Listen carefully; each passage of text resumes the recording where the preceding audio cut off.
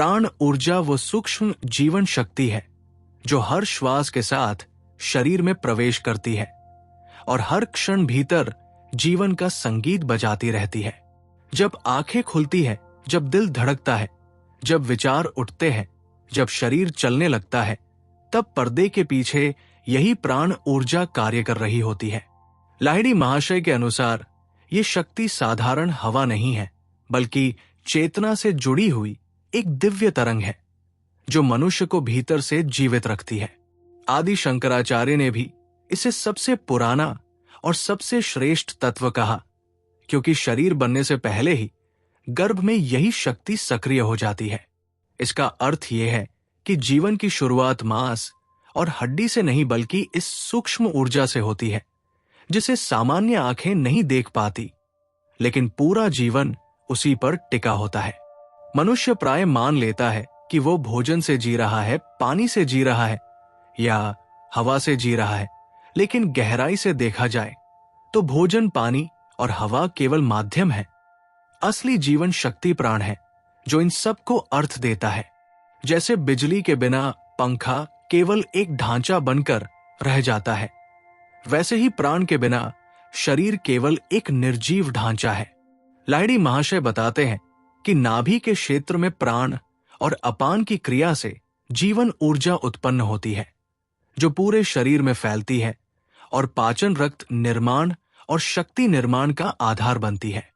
रोजमर्रा के जीवन में जब थकान लगती है, जब आलस्य छा जाता है, जब मन भारी हो जाता है, तब वास्तव में प्राण की गति धीमी पड़ जाती है, और जब उत्साह, उमंग और स्पष्टता होती है, तब प्राण प्रवाह सहज और तेज होता है।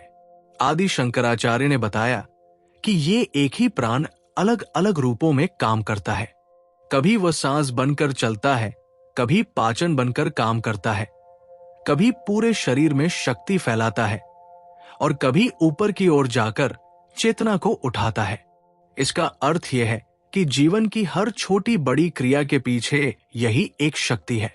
छींक आना, जम्हाई आना, भूख लगना, प्यास लगना, नींद आना, जागना, ये सब प्राण की ही भाषा है।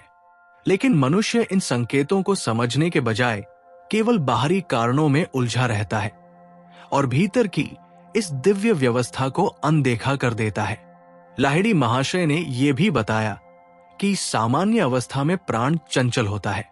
ये इधर उधर भटकता रहता है जैसे मन भटकता रहता है। जब मन चिंताओं, इच्छाओं, डर और अपेक्षाओं में फंसा रहता है, तब प्राण भी अस्थिर हो जाता है। इसका प्रभाव शरीर और जीवन दोनों पर पड़ता है। आज के समय में तनाव, बेचैनी, अवसाद और थकावट इसी असंतुलित प्राण का परिणाम है। लोग सोचते हैं कि समस्या बाहर है, काम में, रिश्तों में, पैसे में, लेकिन असली असंतुलन भीतर की ऊर्जा में होता है।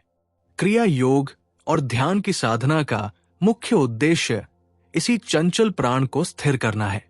जब श्वास धीरे होती है, मन शांत होता है और ध्यान गहरा होता है, तब प्राण सुषुम्ना की ओर प्रवाहित होने लगता है।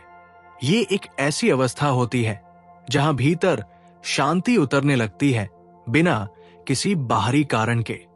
जैसे झील का पानी जब शांत हो जाए तो उसमें आकाश का प्रतिबिंब साफ दिखने लगता है, वैसे ही जब प्राण स्थिर होता है तब आत्मा का प्रकाश भीतर दिखने लगता है। लाहिड़ी महाशय ने अपने जीवन में ये अनुभव किया था कि जब साधना गहरी होती है तब कूटस्थ के क्षेत्र में एक दिव्य प्रकाश प्रकट होता है जो अंगूठे के आकार जैसा प्रतीत होता है। ये कोई कल्पना नहीं बल्कि चेतना का सूक्ष्म अनुभव होता है। ये वो क्षण होता है जब साधक पहली बार ये समझने लगता है कि वो केवल शरीर और विचार नहीं है, बल्कि उससे कहीं अधिक है। इसी अवस्था को राम और शिव का वास्तविक स्वरूप कहा गया है, क्योंकि यहां चेतना स्थिर और पूर्ण होती है। आदि शंकराचार्य ने भी ये स्पष्ट किया कि प्राण अत्यंत शक्तिशाली होते हुए भी आत्मा नहीं है। ये आत्मा का उपकरण है, माध्यम है, वाहन है। जैसे कार चालक नहीं होती, वैसे ही प्राण आत्मा नहीं है।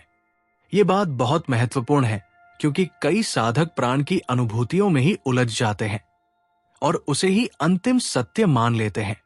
शंकराचार्य बताते हैं कि प्राण भी परिवर्तनशील है। जन्म और मृत्यु के चक्र में बंधा है और अंत में समष्टि प्राण में विलीन हो जाता है। आत्मा इन सब से परे है। यह समझना जरूरी है कि प्राण को साधना का साधन बनाना है, लक्ष्य नहीं। जैसे सीढ़ी से छत पर पहुंचते हैं और फिर सीढ़ी को पकड़कर नहीं बैठे रहते, वैसे ही प्राण के माध्यम से आत्मबोध की ओर बढ़ना है।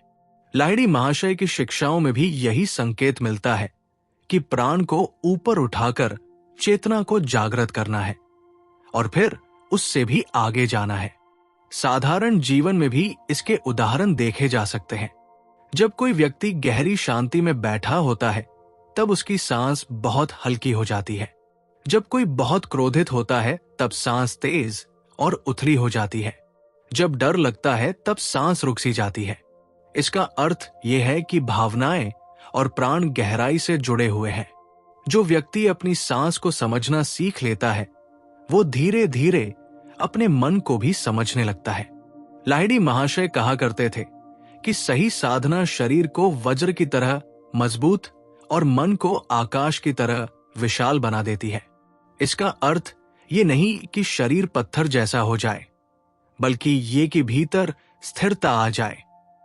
जब प्राण ऊपर की ओर बहने लगता है तब जीवन में एक स्वर्ण आभासी महसूस होती है।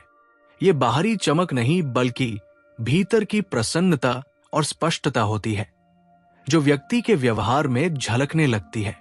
आदि शंकराचार्य ने प्राणायाम को केवल सांस की क्रिया नहीं माना, बल्कि उसे विचारों की शुद्धि का साधन बताया। सांस छोड़ना संसार की असत्यता को छोड़ना है। सांस लेना ब्रह्मा चेतना को स्वीकार करना है और सांस रोकना उस चेतना में स्थिर होना है। यह बहुत गहरी बात है, क्योंकि इससे पता चलता है कि साधना केवल शरीर से नहीं होती बल्कि दृष्टि से होती है। आज का मनुष्य बाहरी साधनों पर बहुत भरोसा करता है, दवाइयों पर, तकनीक पर, मनोरंजन पर, लेकिन भीतर की ऊर्जा की उपेक्षा करता है। परिणाम यह होता है कि सुविधाओं के बावजूद जीवन खाली लगता है।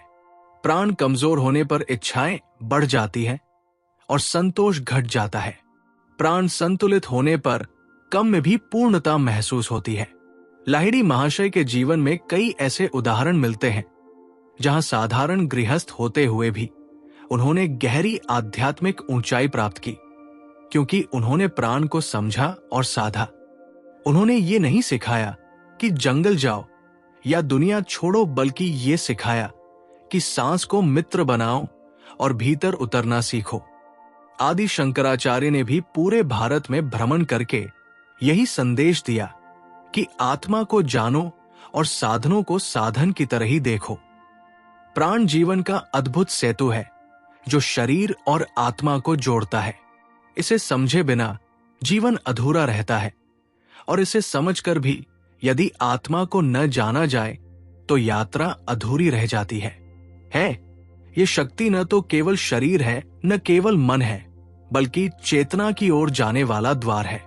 जो इस द्वार को प्रेम, धैर्य और समझ के साथ पार करता है वो धीरे धीरे उस सत्य के समीप पहुंचता है जहां जीवन और मृत्यु, सुख और दुख और मैं और तुम के भेद समाप्त हो जाते हैं और केवल शुद्ध अस्तित्व का प्रकाश शेष रह जाता है।